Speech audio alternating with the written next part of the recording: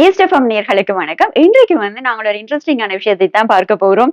அதாவது எந்த நாட்டு மக்கள் அதிக அறிவானவர்களாக இருக்கின்றார்கள் அப்படி என்று சொல்லி ஒரு இன்ட்ரெஸ்டிங்கான விஷயத்தை இன்டர்நேஷனல் ஐக்கியூ ரெஜிஸ்ட்ரி தரவுகளை தந்திருக்கின்றது. அதன் அடிப்படையிலே பார்க்கும்போது பொதுவாகவே ஈஸ்ட் ஏசியா, அதாவது கிழக்கு ஆசியம் நாடுகள் அதிகளவான அறிவுத்திறன் கொண்ட மக்களை கொண்டிருக்கின்றார்களாம்.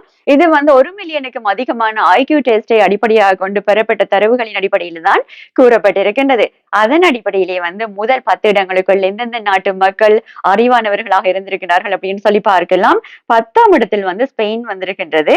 9ஆம் இடத்தில் ஆஸ்திரேலியாவும், 8ஆம் இடத்திற்கு ஆர்மேனியாவும், 7ஆம் இடத்தில் மங்கோலியா வந்திருக்கின்றது. 6ஆம் இடத்தில் ரஷ்யா வந்திருக்கின்றது. அதே வேளையிலே உலகில் அதிகளவான இந்த ஐக்கிய திறன் கொண்ட நுண்ணறிவு திறன் கொண்ட மக்களை கொண்ட நாடாக 5ஆம் இடத்தில் சிங்கப்பூர் வந்திருக்கின்றது. 4ஆம் இடத்தில் ஈரான் வந்திருக்கின்றது. 3ஆம் இடத்தில் ஜப்பான் வந்திருக்கின்றது. 2ஆம் இடத்தில் அதிக அறிவுத்திறன் கொண்ட மக்களை கொண்ட நாடாக சவுத் கொரியா வந்திருக்கின்றது.